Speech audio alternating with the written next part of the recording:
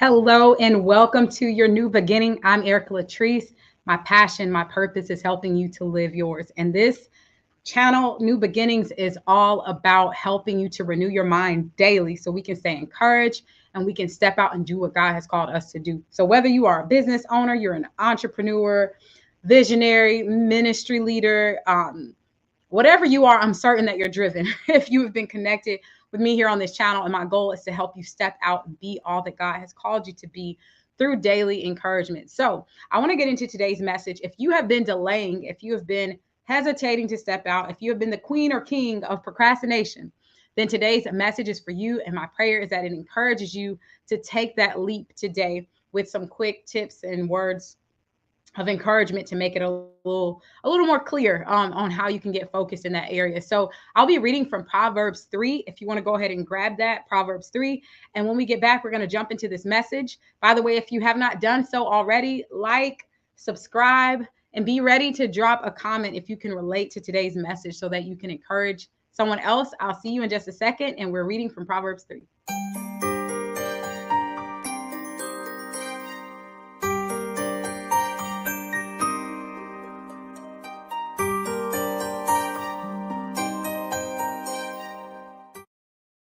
All right, so I didn't tell you the verse, but 27. So let's jump into today's message. Do not withhold good from the deserving when it is within your power to act. Do not tell your neighbor, come back tomorrow and I'll provide when you already have the means. This verse, this is 27 and 28, so encouraging. It's so eye-opening. It's so uplifting. If you have been delaying showing up specifically in your gift, and that's who I'm talking to today.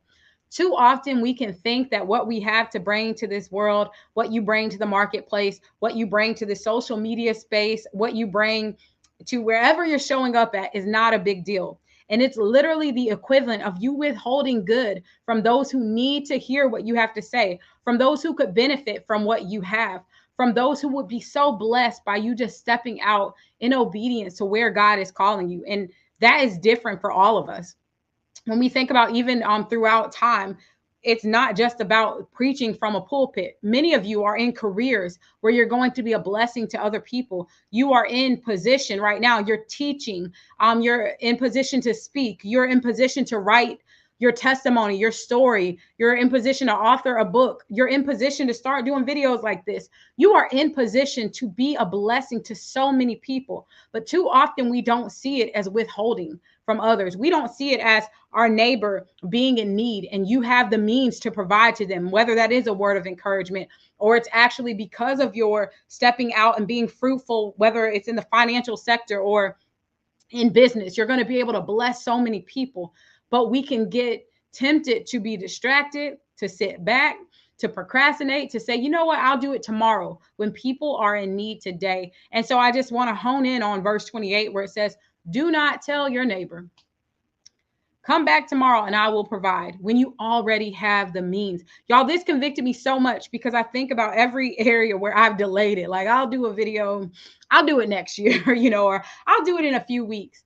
When you have the power, the ability, literally the power, the electricity to record, you have the electricity to send that prayer to that person. You have the means to call someone and check on them. You have the financial ability to go and not just tell someone, I'm going to pray for you to get that jacket, to purchase it for them and be a blessing. So often we can discount even the smallest of things that we have access to, not realizing it may be the biggest blessing to someone else. And you might be waiting for 10,000 or 100,000 people to benefit from what you have to share. But I promise you, those 10 people matter. This was a singular neighbor. When we look at verse 28, it doesn't say do not tell your community. It doesn't say do not tell your global nation. It doesn't say that. It says do not tell your singular neighbor. Don't tell even one person that just come back tomorrow and I'll provide because you have the means already. And this is what I want to really emphasize for you all today. Number one, don't delay anymore. Do not procrastinate. Do not hold back. Know that God has called you to something. And if you're listening to this message, you probably already know what it is that you've been called to. So don't delay. Don't put it off. Don't wait until tomorrow to show up in that thing that you've been called to. And even furthermore, when we think about you already having the means, you already have it. You already have it. So many of you are gifted in an area, or you've been given a vision, you've been given a promise, you've been given an idea, and you already have access to the very next step to carry it out. But we can delay it thinking it's going to be no big deal. I'll reach out to that neighbor, I'll reach out, I'll affect that community, I'll help those people that I'm able to help. I'll do it later, but it's within your power today to act. So if it's within your power to act today, take that action. If it's within your power, verse 27, do not withhold good from the deserving when it is within your power to act. If it's within your power, act. If it's within your power, act on it. Don't delay anymore. Today is the wake up call. Like, get up and move forward. Get up and take action. Now, you all know, like, one of my favorite stories in the Bible is the widow with the vessels, because she went to the prophet and she was about to lose everything, including her children. She had already lost her spouse. The debtors were debt collectors were coming. It was looking like it was going to be a wrap for her. And the first thing that he said to her, or like the most important thing, was, what do you have in your house? Before you go looking to find the next thing, before you go hoping for all the things that are not in your power to act on, why not be a blessing in the area that you already have the means to be a blessing in? You might think it's going to take you having $20 million before you can go sow into someone. Many of you have excess enough to go provide lunch for someone else that's hungry today. You have excess enough of clothing to just go out and donate it to someone that does not have access to that. You have excess enough today where you just have energy. You just have joy. You could just go pray for someone, or you could go just help someone in the smallest way, and understand that that's going to be a blessing. And I know specifically that this message is for many of you who God has given you an assignment. There is an assignment on your life to carry out. And you don't think that assignment is a big deal, when truly you not carrying it out, you delaying it further, you not showing up in the capacity and the power and the means that you have, is just like telling that neighbor, never mind, I'll do it another day. It's just like withholding good from those who deserve what you have access to give to them.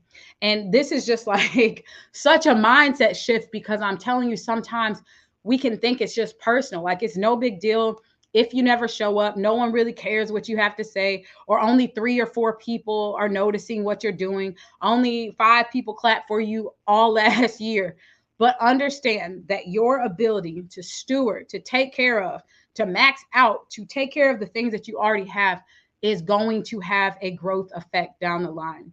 And it's so much more in Proverbs 3, that when you understand it, like there's just so much more that's available when you're walking in this wisdom. Like when you understand this. Okay, so here, verse 13, like, speaking of wisdom, blessed is the man who finds wisdom, the man who acquires understanding, for she is more profitable than silver, and her gain is better than fine gold. She's more precious than rubies. Nothing you desire compares with her. Long life is in her right hand. In her left hand are riches and honor. All her ways are pleasant, and all her paths are peaceful. She is a tree of life to those who embrace her, and those who lay hold of her are blessed. This is wisdom being poured out on you through Proverbs. Proverbs 3. When you have that understanding that I'm not going to delay anymore, I'm not going to put things off, I'm not going to procrastinate, I'm not going to withhold good when I have the ability to pour it out today. I'm not going to tell my neighbor, come back tomorrow. I'm not going to tell my audience, for those of you who are out here on a platform and you're sharing, or you're a business owner and you have customers and clients, or you're a ministry leader, I'm not going to tell this audience, you guys just hold off for a few months, and then I'm going to share my means with you. Then I'm going to impart wisdom on you, or then I'm going to be helpful. Then I'm going to show up. Do it today. Do it now. Think about the ways that you can do this now. That is literally wisdom. And the beautiful thing about it is, when we find that wisdom, it far surpasses chasing the wealth.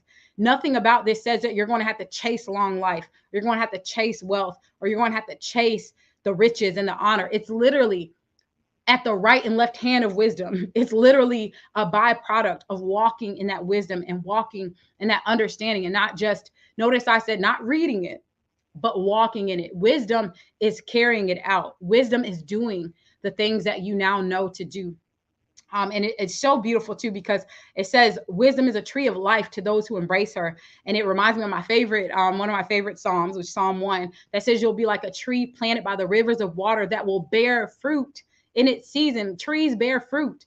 So there's so much to take from this, but those who lay hold of this wisdom are blessed. This is a key to literally walking in a statue, a posture, a position of blessings, because you're able to bless others, because you're able to use the means that you have. You're able to use what's available to you to be a blessing to someone else. And that right there, it takes the weight off of you. It takes the stress. Like when we do things how we see in society, the hustle, go, go, go, go, chase, chase, run after, you're always going to be running. You're always going to be chasing. But when you position yourself with wisdom and you understand that just by being and doing those things that God has called you to do, that the byproduct of that is the fruit. It's being like a tree planted by the rivers of water that's bearing fruit in each season that you're called to bear fruit in. Y'all, nothing compares. And this is so exciting to me because it doesn't ask you to do anything outside of what you have the means to do. It's not saying to go out and become someone else or be something different. Proverbs 3:27 and 28 is literally just reminding us the power, the authority that we have access to in this very moment that you can act on. So I challenge you today and I encourage you today to ask yourself, what do I have access to? What are the means that I have that can bless someone else? Who is that neighbor that I'm withholding good from? Who are those people that I have the ability to pour into, to sow into, whether that's showing up on your job with joy and peace and not having drama and strife, whether that's coming into your home with your children or your spouse or even yourself and just making it a place of peace for those around you. And maybe it is showing up how I am in this capacity and putting out content and sharing messages and stepping on stages and writing your book and leading your ministry and leading your business. Whatever that looks like today, I'm telling you all, as they say, like, go ham with it, go all in, run with it. Do not withhold, do not put it off for tomorrow. Do it today, what you can act on. So that is my encouragement for y'all today. I pray that this encouraged you. If it did, tell someone, tag someone, and you can stay connected with me across social media at Erica Empowers. Now, if you are someone where your action is that it's time for you to start stepping on stages, it's time for you to hone that gift, to steward that gift, to take care of that gift of speaking, that gift of your testimony. You have a story that you're ready to tell and you believe it's going to bless a lot of people. Well, I am so excited about Amplify Her. It's my international women's organization where we help women to step out, to stand on their story and turn their message into a movement. So we have upcoming events that give you the opportunity to speak. It also gives you the opportunity to learn, not just speaking, but to learn in action. And so if you go to amplifyherlive.com, we still have a few tickets remaining for our upcoming event. So go to amplifyherlive.com. You can get virtual tickets. You can show up in person, and you also can step on stage. So y'all, no excuse. If that is your action today, if you've been thinking about speaking, reach out to me. Go to amplifyherlive.com, or you can email me at info@ericalatrice.com to find out about the speaker details, next steps, if we still have space available. And then we can get you in action and not withholding good anymore. But yeah, that's it. As I always encourage you, go out and make today so amazing that people can't help but get excited and filled with joy because you're letting your light shine in such an amazing capacity. I will see you all in the next video. Take care.